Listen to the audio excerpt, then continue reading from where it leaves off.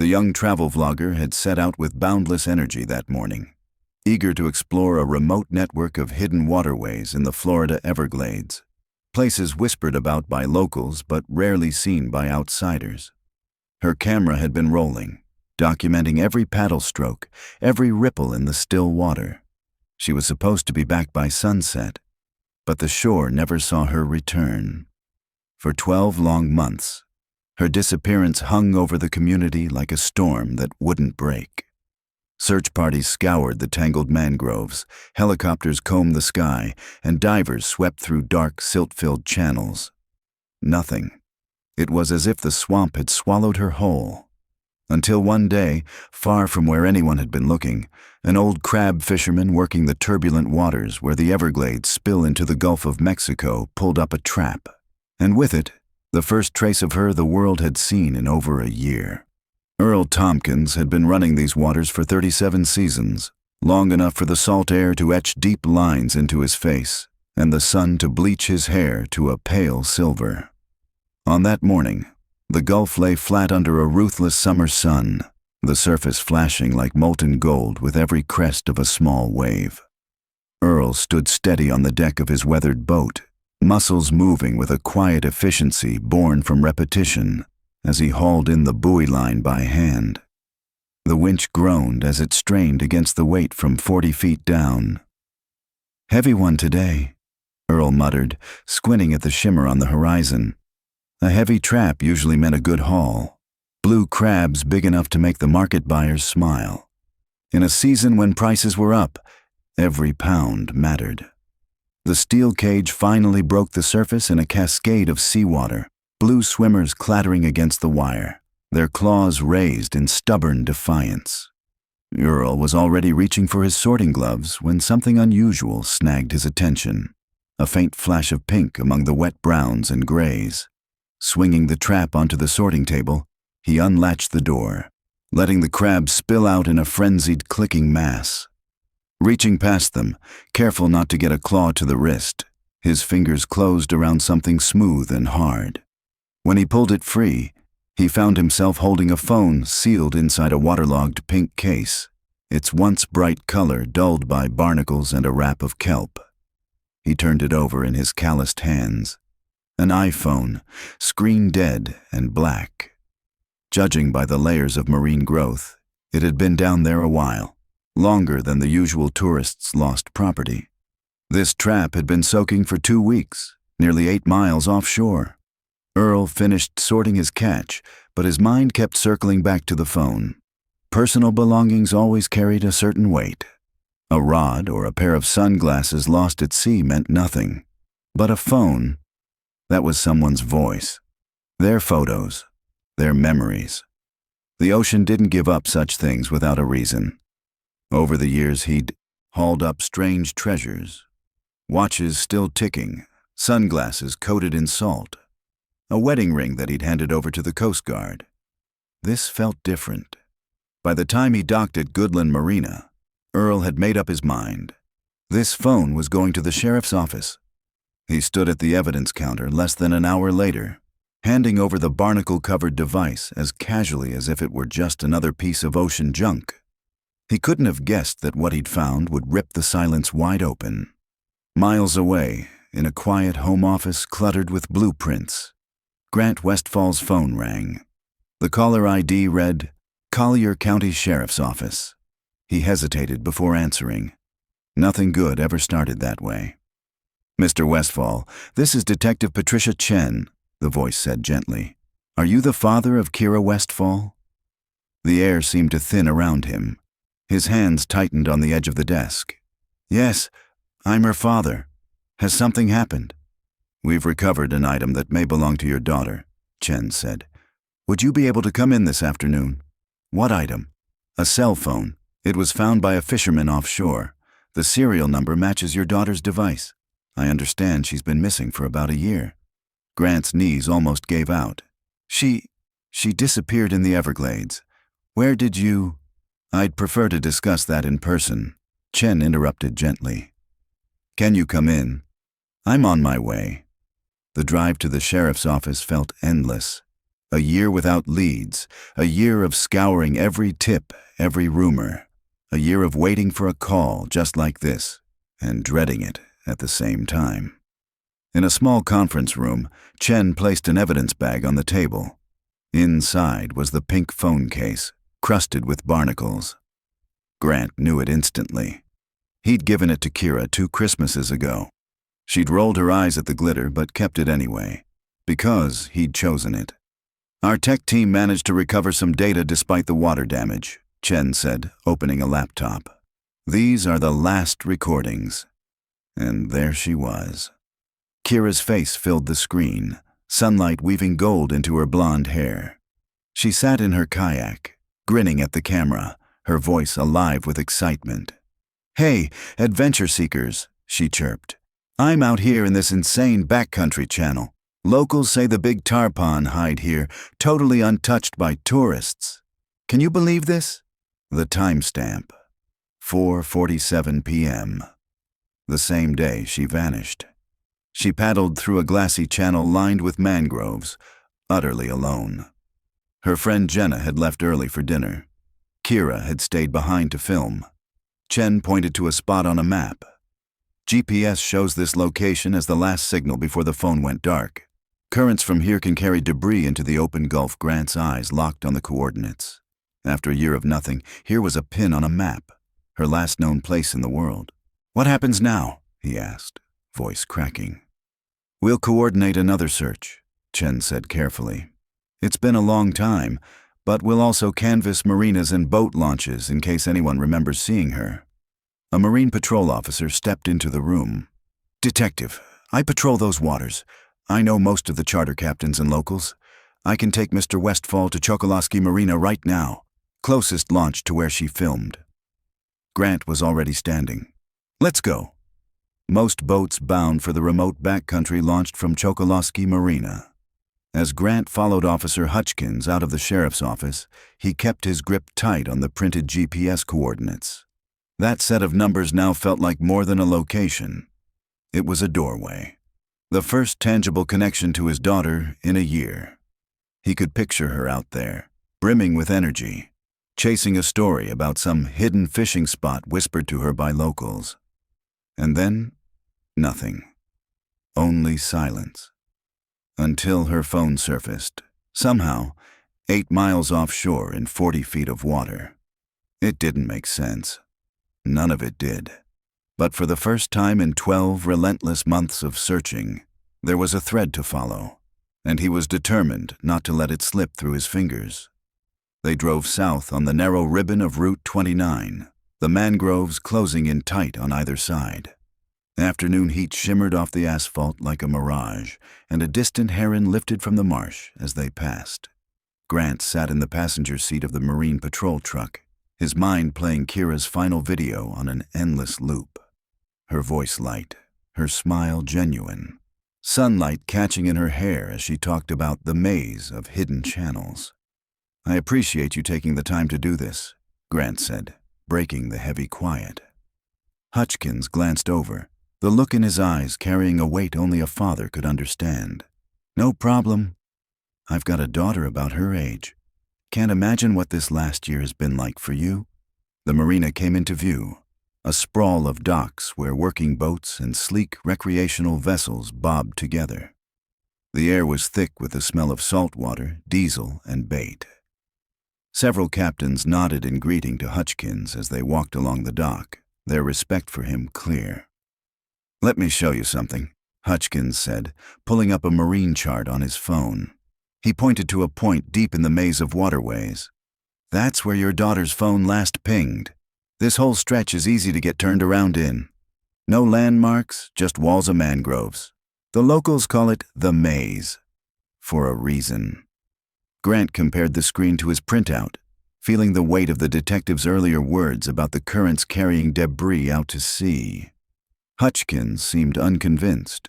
8 miles is a long way. More likely it got caught in someone's fishing lines or was pushed out by a boat's prop wash.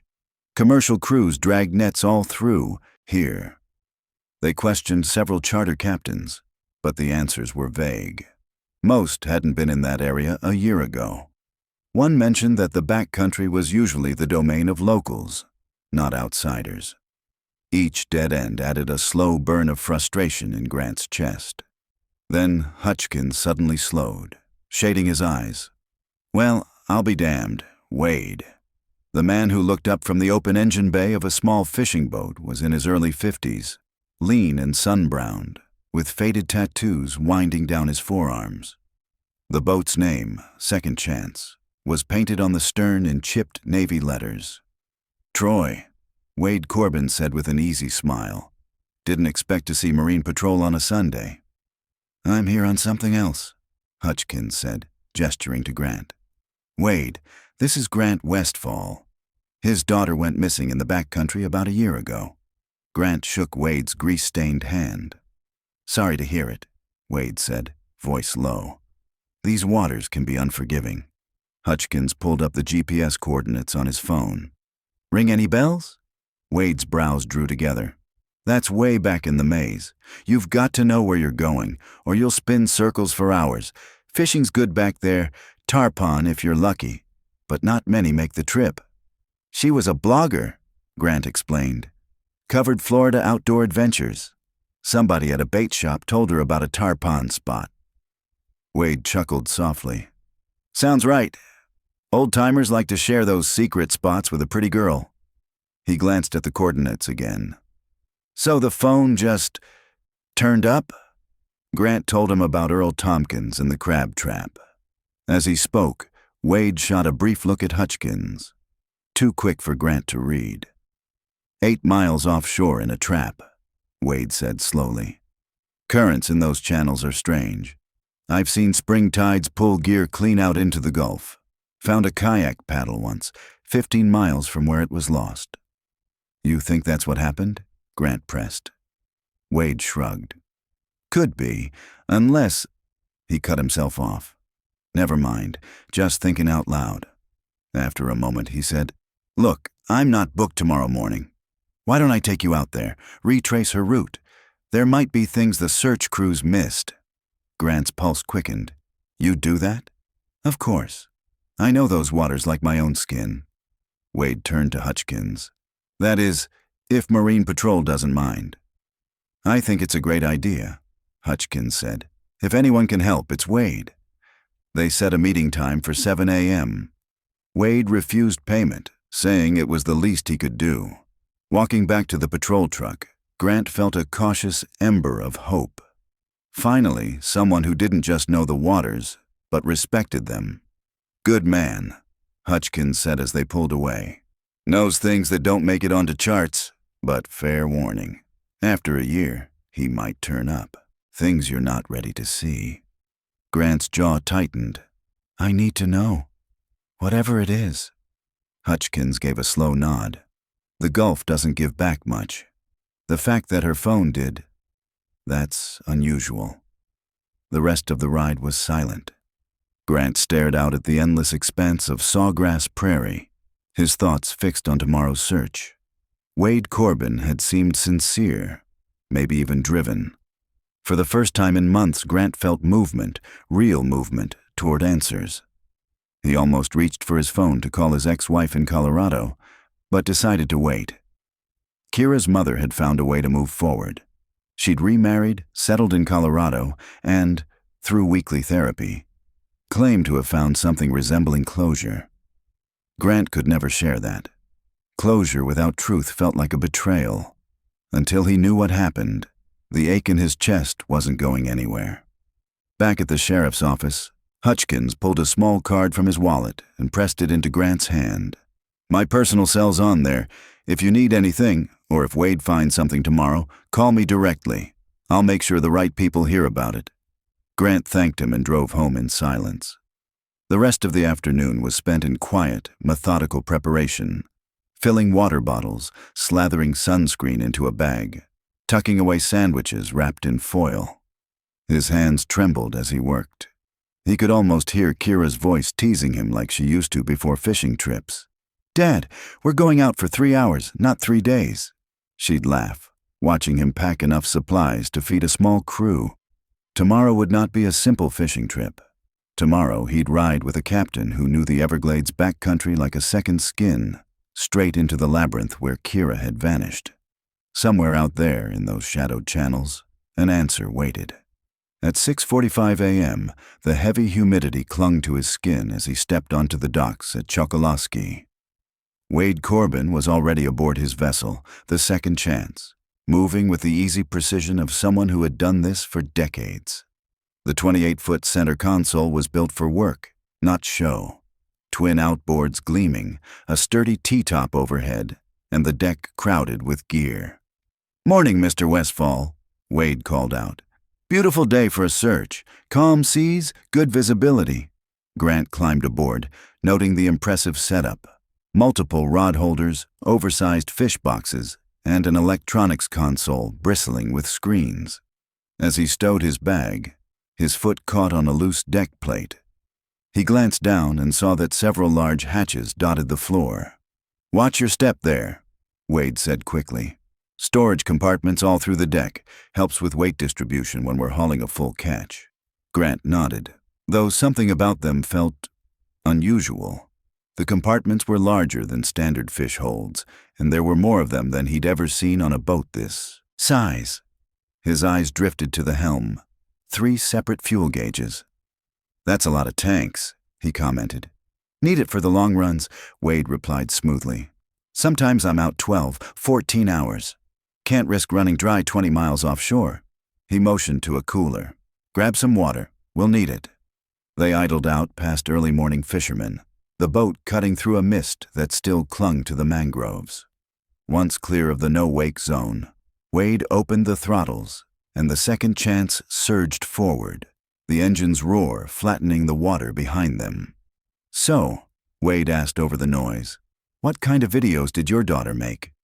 Grant found himself talking about her growing YouTube channel, the way she could turn a forgotten fishing hole into a cinematic adventure, her stubborn drive to make it her career. Wade listened closely, even asking about her camera gear, the kind of genuine curiosity that lowered Grant's guard, at least a little. After 30 minutes, the GPS showed they were closing in on the coordinates from Kira's phone. Grant's pulse quickened. Then Wade eased the throttles back. "Here's the thing, Mr. Westfall," Wade said, pointing to some distant marker poles. "That section's off limits now. Marine Patrol made it a manatee protection zone a few months ago. No boats allowed. They'll hit you with a big ticket if you cross in." Grant stared at him.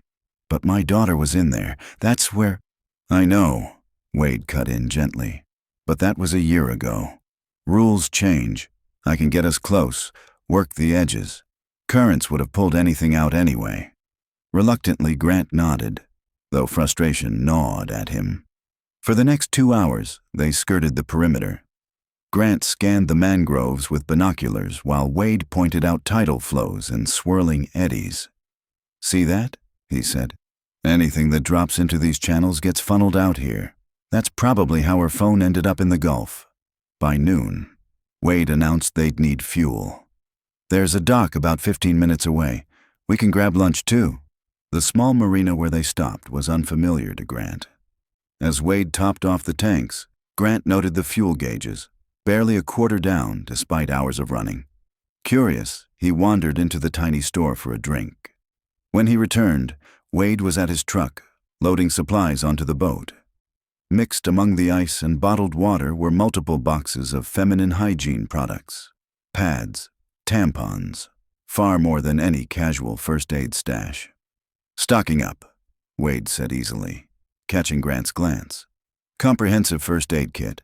Had a lady last month cut her leg bad on a hook. Pads make great bandages in a pinch." It was a plausible answer, but it also felt rehearsed. When Wade stepped inside to pay, Grant struck up a casual conversation with a dock worker hosing down the pier. "You know Captain Corbin well?" The young man's eyes flicked toward the store, then back. "Yeah, he's around here a lot. Knows the waters." He leaned in slightly. "Just so you know, he's got friends, Marine Patrol guys. They look out for him. Boat never gets inspected." Before Grant could ask more, Wade reappeared, and the worker straightened, turning back to his hose. On the ride back, the rhythm of the boat and the endless shimmer of water gave Grant too much space to think. Hidden compartments, unusual fuel capacity, bulk supplies of items that had no place on a charter boat. And now, immunity from inspections. Each on its own could be explained away. Together they painted something darker. "You're quiet," Wade observed as they neared the marina. "Just thinking about my daughter," Grant said, which was true, just not the whole truth. "I get it," Wade said. "I wish we could have gone into that zone, but I can't risk my license, you understand?" "Of course," Grant lied. As they tied up, Wade gave a parting nod. "Sometimes the not knowing is the worst part." Grant thanked him, but his mind was already racing. The restricted zone story didn't ring true. No visible markers, no posted signs. And Wade's refusal to go exactly where Kira had been? Too convenient. By the time he reached his car, Grant had made a decision. Tomorrow, he'd rent his own small boat, maybe from a different marina. Say he was a tourist, go to the coordinates himself. His phone buzzed, a text from Hutchkins. "How did the search go? Any luck?" Grant stared at the screen, then typed, "No luck. Captain Corbin was very helpful, though. Thanks for the recommendation." He hit send without mentioning the unease tightening in his chest. Some things were better kept to himself, at least for now. Grant drove home with a knot in his gut, the image of Wade Corbin's easy smile replaying in his mind. Only now it seemed less like friendliness and more like a mask. The man knew those waters too well, including where the current could hide a body forever. He barely slept. Every sound outside, wind against the siding, a passing car, set his nerves on edge. By the time the first faint light touched the blinds, he was already up, staring at a map of the Everglades spread across the kitchen table. 5 a.m. brought clarity. If Corbin had lied about that restricted zone, then the only way to know for sure was to see it with his own eyes.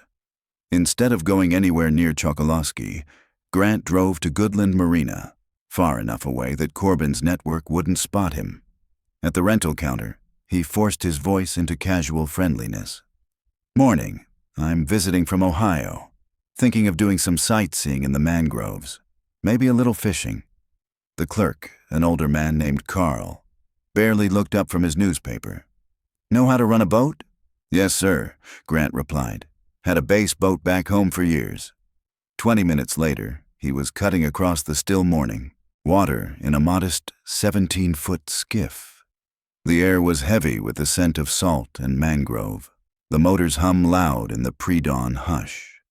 His phone, clipped to the console, displayed the GPS coordinates. Each bend in the twisting channels drew him deeper into the labyrinth, every turn a mirror of the last. Walls of tangled roots clawing at the dark water. Without GPS, he knew he'd be lost in minutes. The channel narrowed, barely wide enough for 2 skiffs to pass. Grant cut the engine, letting the boat glide on momentum. That's when he heard it. A deep diesel thrum, muffled but close. More than one engine. He eased the boat into the mangroves, tying off to a thick root, then climbed out onto the slick tangle. The bark was damp under his hands, the air hot and still. Moving slowly, he followed the sound until a gap in the foliage revealed a small, natural bay. 3 boats sat rafted together. One was the Second Chance. Another was a blue-hulled Mako Grant didn't recognize. The third made his stomach lurch, a Marine patrol vessel, official insignia bright against the hull. On its deck stood Wade Corbin, deep in conversation with officers Hutchkins and Navarro. They were shifting heavy boxes from the Mako to Corbin's boat, boxes that took 2 men to lift. Grant's pulse spiked. He silenced his phone, switched to the camera, and zoomed in. Faces, registration numbers, every detail he could capture.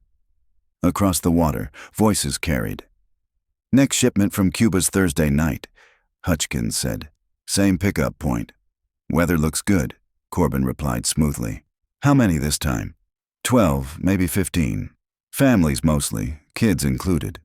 Grant's hands shook. Human trafficking. Navarro spat into the water. Getting risky with all the federal heat lately. Homeland Security's been sniffing around the docks. That's why we pay you boys 30%, Corbin said with a cold grin. So they sniff somewhere else. Then Navarro's voice dropped. What about that other situation? From last year? Might be time to clean house. No, Corbin snapped. That's my call, not yours. Grant's chest tightened. Last year, around the time Kira disappeared. Should have handled it from the start, Hutchkins muttered. The Gulf doesn't ask questions.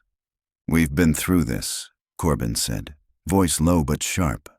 Wrong move would have brought every federal agency here. The current arrangement works. Does it? Navarro said. Her old man sniffing around that phone turning up. He won't find anything, Corbin interrupted, smug. I showed him everything except what matters. He bought the restricted zone story. Some things, his tone dropped darker, are worth the risk. Grant's stomach turned. They were holding something or someone from last year. The conversation shifted back to logistics. Move the next group Thursday night after pickup, Hutchkins said. Route 41 should be clear by midnight. Agreed, Corbin replied. No lights from the road, and I'll handle the other matter then too. That was enough. Grant began backing away, until his foot slipped on moss. A branch cracked loud in the silence. What was that? Navarro's hand went to his sidearm. Probably a raccoon, Corbin said, scanning the tree line. Lots of wildlife back here. Grant froze, pressed against a thick trunk, heart pounding so loud it felt like it echoed in the mangroves. Engines roared to life. I'll check it out, Hutchkins said. You two head out. We don't want to cluster here too long. Grant waited until the sounds faded before creeping back to his skiff. His hands shook as he untied the line. He had just heard them plan to use an abandoned processing plant off Route 41 on Thursday night. If they were hiding the other matter there, it might be his last chance to uncover the truth about Kira. The trafficking explained the hidden compartments, the oversized fuel tanks, the patrol protection. But Corbin's tone when talking about last year, that was personal. Grant checked his phone. The video was there, shaky but clear. Faces, voices, boat numbers, and the damning conversation. He thought of his brother-in-law, Blake, a DEA agent in Miami. Blake could bring in federal authority, people outside this corrupt local circle. But Thursday was only 3 days away. He tied off the rental boat, his mind already shifting into action. Waiting for backup was the smart move, but Smart had left him with no answers for a year. This time, he'd move first. That afternoon, Grant combed through satellite images and old directories. Route 41 had been home to several fish processing plants back in the commercial fishing boom. Most were gone. Only 3 remained east of Kearsall State Park. As the sun dipped, he drove out to see them himself. The first 2 sat right off the road, their skeletal frames sagging, graffiti scrawled across rotting walls, too exposed to hide anything serious. But the third, it lay a quarter-mile back from the highway, down an overgrown service road choked with palmetto and sawgrass. From the road, it was invisible. A rusted chain sagged across the entrance to the overgrown service road, a faded "No Trespassing" sign swaying gently in the humid breeze. Grant didn't risk driving closer. He parked at a roadside picnic area and moved on foot, cutting through knee-high sawgrass that scraped against his jeans and whispered in the still air. The structure revealed itself slowly through the trees, larger than he'd imagined from satellite images. A squat main building with a high-pitched roof for the processing floor, a wide warehouse extension, and several smaller outbuildings scattered nearby. This wasn't the decaying ruin he'd expected. The roof was intact, the siding largely unbroken, and the doors bore newer, polished locks. Circling wide, through the tree line, Grant kept low, his breath measured. Through a slit in the boarded windows, he caught the faintest glow from inside, a steady, artificial light that had no business being in an abandoned property. His pulse thudded in his ears. This had to be it. He found cover in a tangle of palmettos and settled into a position with a clear line of sight to the building. Hours slipped by as daylight bled away, and the facility remained eerily still.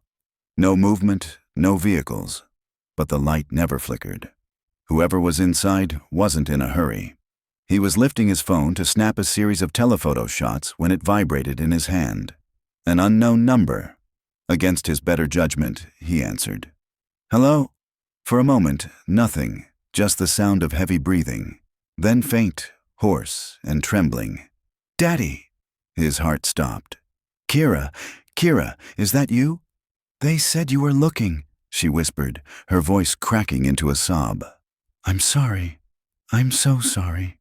I tried to—" The line went dead. Grant stared at the phone in disbelief, his fingers trembling as he tried to call back. The number was already disconnected.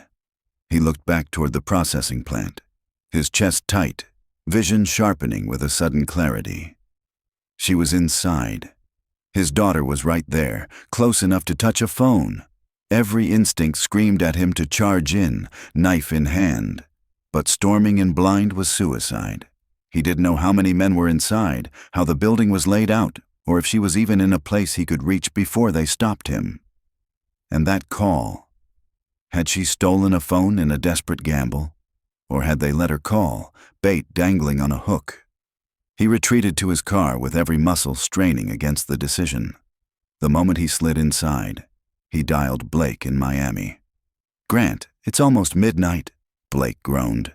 "I found her," Grant said, voice shaking. "Kira's alive. They've had her this whole time." The words came in a rush. The crab trap, the trafficking ring, the secret facility, the call. "Jesus Christ," Blake breathed. "Listen to me, and listen well. Doctor, not go in there alone. I can have a tactical team there by morning. They're moving her Thursday night. I understand. But if you walk into that place without backup, you'll end up dead and she'll still be gone. Send me everything, the video, GPS coordinates, all of it. I'll burn every contact I have to get the team there in on time."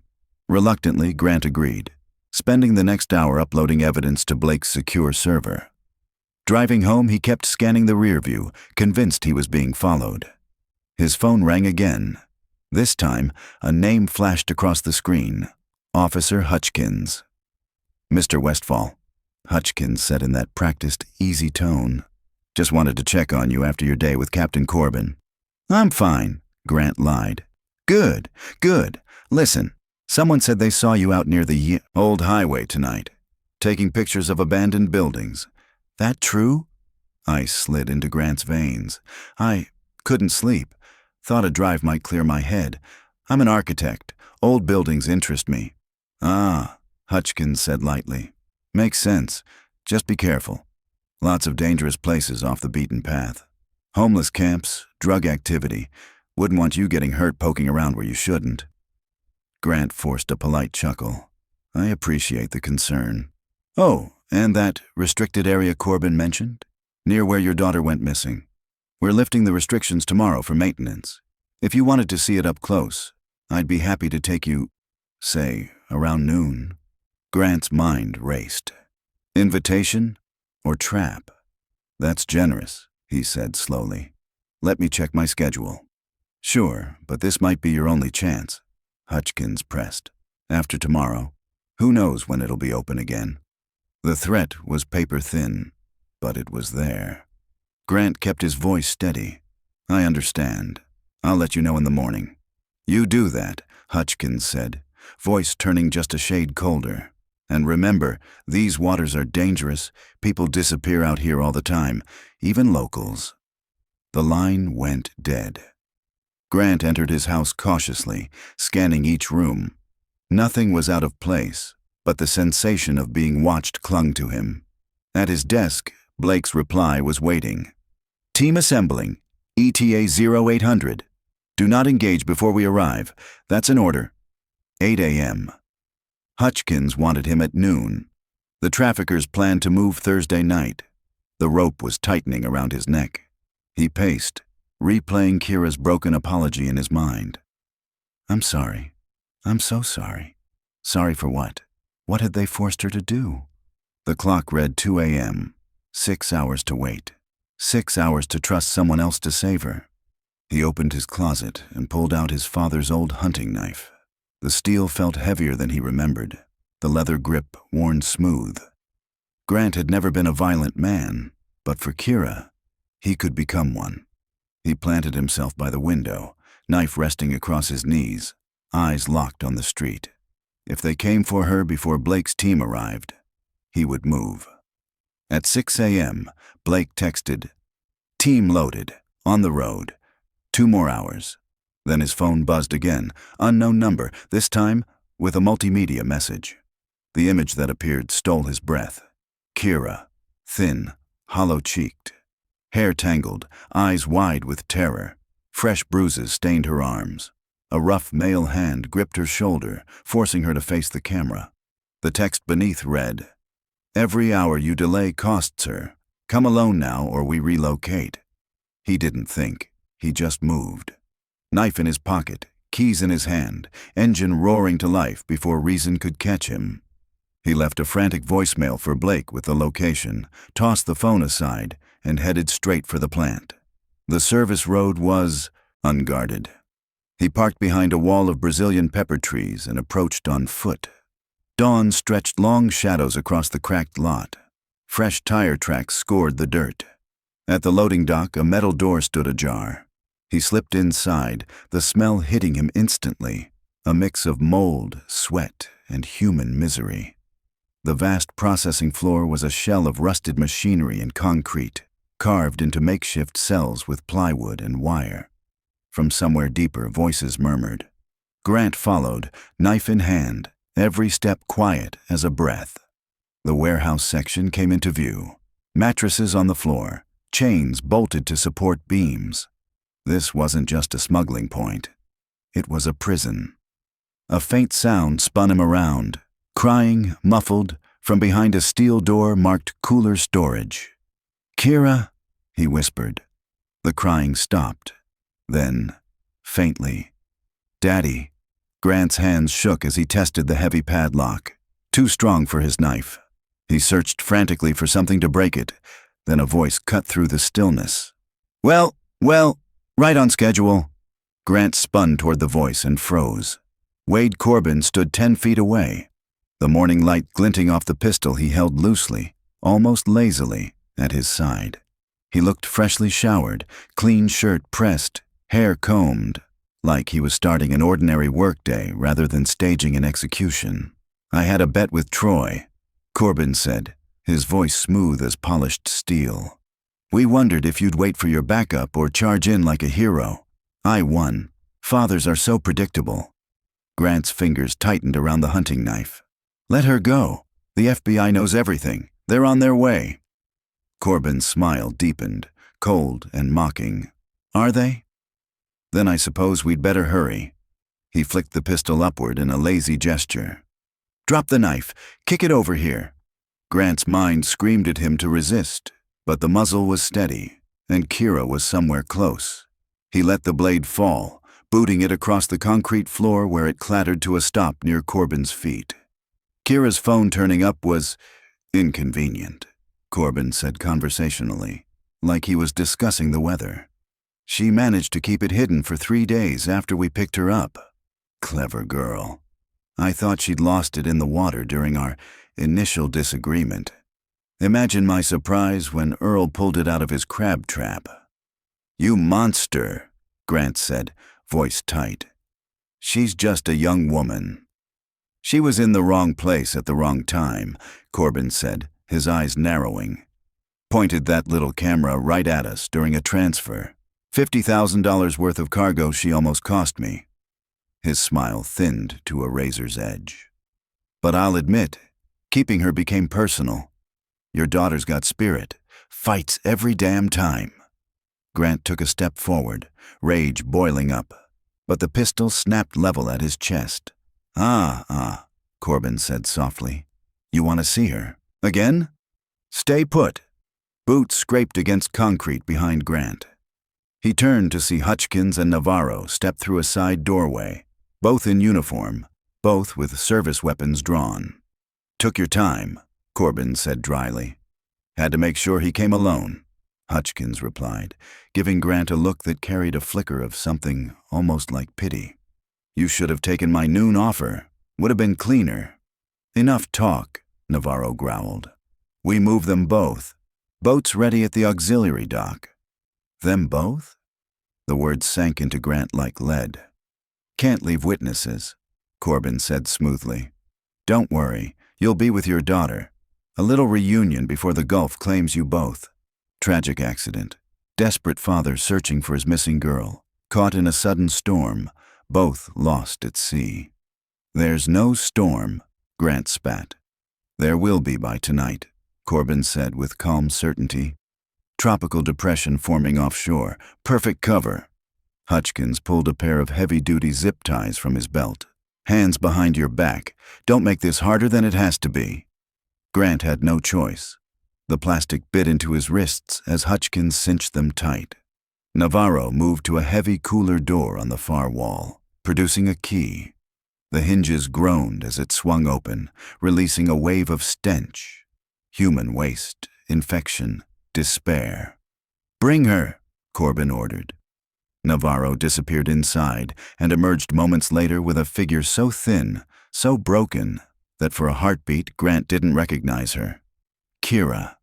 She'd lost at least 40 pounds, her skin mottled with infected sores, her clothes reduced to filthy rags.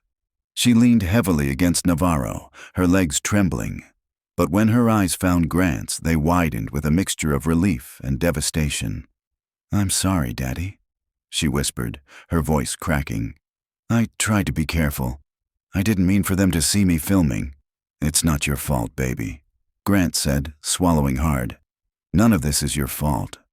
Corbin's voice sliced through the moment. "Touching, move them to the boat." They were herded through the warehouse section, past a grim lineup of stained mattresses and scattered personal belongings.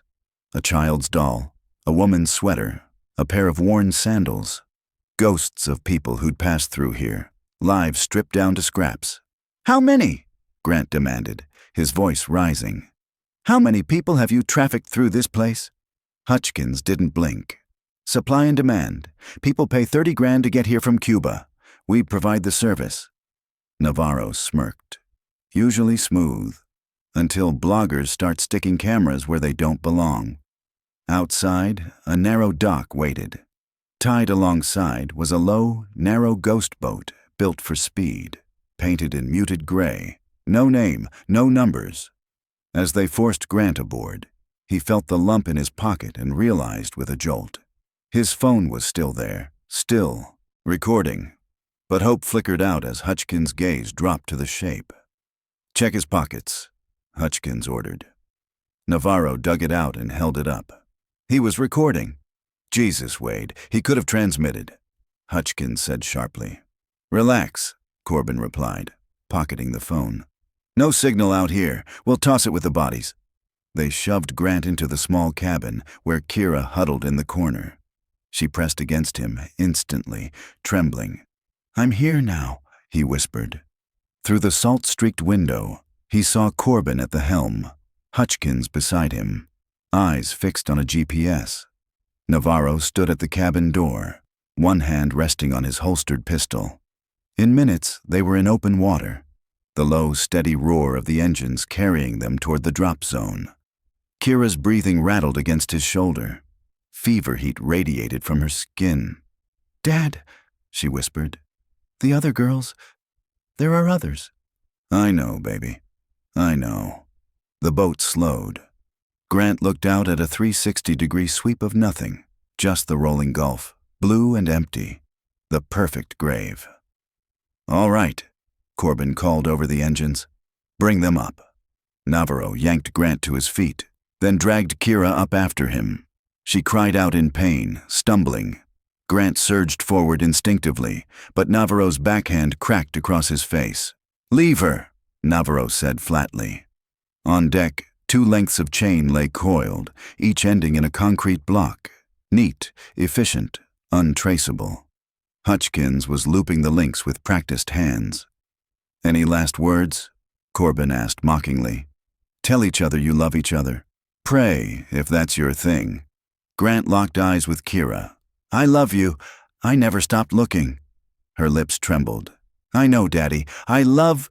The low, rhythmic chop of rotor blades cut her off. Heads snapped upward. Over the horizon, a black helicopter was racing in, skimming the water. Not Coast Guard orange. Federal black. Shit, Hutchkins muttered, reaching for his radio. Who the hell? Corbin barked, spinning toward the sound. A booming, amplified voice cut through the roar of the engines. Federal agents, stop your vessel immediately. The command rattled over the water from the helicopter above. Corbin's reaction was instant, slamming the throttles forward. The go-fast boat surged violently, throwing Grant and Kira hard across the deck. Pain jolted through Grant's shoulders where the zip ties dug into his skin, but adrenaline kept him moving. Navarro drew his weapon, angling up at the approaching chopper. Are you out of your damn mind? Hutchkins shouted over the wind. That's federal. We're already screwed, Corbin shot back, eyes wild. 3 cops smuggling people, that's life behind bars. We fight or we drown in paperwork until we die in a cell. The helicopter banked low and sharp, rotor wash whipping the sea into white spray. Navarro fired. The deafening cracks echoed across the water. Grant saw his opening. With no time to think, he threw himself at Navarro's legs, his bound hands acting like a battering ram. The bigger man lost balance and they both crashed to the deck. Navarro's pistol clattered away, spinning toward the stern. Dad! Kira's scream tore through the chaos. Grant twisted to see Corbin yanking her backward, one arm clamped around her throat. In his other hand, God help him, was a heavy concrete block, chain trailing across the deck toward the rail. Back off! Corbin roared at the helicopter. Or she goes over. On the horizon, federal response boats were cutting across the swells, closing fast. Blake's trap was springing exactly as planned, except Grant and Kira were still seconds from death. Hutchkins hesitated, then dropped his weapon, raising his hands high. I surrender! I'll testify! You coward! Corbin snarled. Navarro, recovering, dove for his lost gun. Grant lashed out with a desperate kick, catching him in the ribs. The impact staggered him, but he kept moving. His fingertips brushed the weapon. A single crack rang out from above. The sniper's round hit him dead center in the chest. Navarro collapsed without a sound. Stop the boat! The helicopter's voice boomed again. You are surrounded! Corbin's gaze darted between the incoming vessels and the girl in his grip. Grant saw the decision before it happened. Corbin wasn't going to surrender. He was going to finish this. With a brutal motion, he shoved Kira toward the stern rail. The concrete block went first, chains screaming through the scuppers. In seconds, it would pull her into the depths. Grant didn't think. He charged, every ounce of fear and fury compressed into one unstoppable collision. They slammed to the deck, rolling dangerously close to the rail. The chain jerked, nearly pulling Kira over. And then Blake Torres dropped from the helicopter like an avenging shadow, rope harness snapping taut. In full tactical gear, rifle slung, he moved with lethal precision. One shot. Corbin's shoulder exploded in a mist of red. Before the man could even scream, Blake's boot connected with his jaw, sending him sprawling. Another agent grabbed Kira just as the chain went taut, bolt cutters flashing. One snap, and the dead weight fell away into the sea. Clear! Suspect down! Someone shouted. We need medical now. Hands yanked at Grant's wrists, cutting through the ties. He crawled to Kira, pulling her into his arms, feeling the heat of her fever and the trembling of her thin frame. I'm here, he whispered fiercely. I've got you. She was conscious, barely, but alive. Her breathing was ragged, her body trembling from exhaustion. Blake knelt beside them, his voice thick despite the chaos. We've got you both. You're safe now, sweetheart. The facility? Grant started. Already hit, Blake said. Your video gave us everything. 12 refugees rescued alive. The whole network's going down. Above, Another helicopter circled, lowering a medical basket. Kira's voice was barely a breath. "Daddy, they told me no one was looking anymore." "I never stopped," Grant said, his voice breaking. "Not for a single day." On the other side of the deck, Hutchkins sat cuffed, already spilling every detail to agents. Corbin writhed under the medic's hands, his reign finally over. The man who had stolen a year of Kira's life would never touch her, or anyone else, again. As the medics prepared Kira for lift, she clutched Grant's hand with surprising strength. "Don't leave me. Never again," he promised. "Where you go, I go." The basket rose slowly into the morning light, father and daughter together, leaving the nightmare on the deck below. Naples Community Hospital's ICU was quiet except for the rhythmic beeps of monitors. The harsh fluorescent light painted shadows across Kira's gaunt face. Grant hadn't left her side in 18 hours. IV lines delivered antibiotics to fight the infections tearing through her system. She had lost 43 pounds. Malnutrition had stripped her strength. The psychological healing would take even longer. Blake slipped in quietly, DEA badge clipped to his belt. "She's stable for now. The doctors say it'll be months, maybe years," Grant murmured without taking his eyes off her. "She's strong," Blake said, "like her old man." He pulled up a chair. "Corbin's talking, full confession. Turns out he's more afraid of his Cuban partners than federal prison.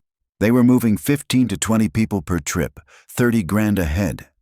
That's nearly $500,000 each run, split between Corbin, the 2 cops, and the cartel. Been doing it for 3 years. Grant's jaw clenched. And Kira? "Wrong place, wrong time," Blake said grimly. She paddled into the channel during a transfer, camera rolling. Corbin saw the red recording light, rammed her kayak, knocked her in. She managed to hide her phone for 3 days, but the battery was dead. Threw it into a drainage canal during a move, hoping someone would find it. Current carried it to the Gulf. Pure luck Earl's trap snagged it. Grant finally looked at him. 1 in a million. But it was enough. Blake's face darkened. Corbin admitted he kept her for personal reasons. Hutchkins and Navarro knew but stayed quiet. Said killing her would have brought too much heat. A soft sound came from the bed. Kira's eyes were open, hazy from painkillers but aware. "Dad, I'm here, sweetheart. You're safe. You're in the hospital." Blake leaned closer. "The others you were with, they're safe too. Every single one." Tears slipped down her cheeks. "I tried to help them. Shared my food, but I couldn't." "You survived," Grant said, his voice firm. "That's what matters.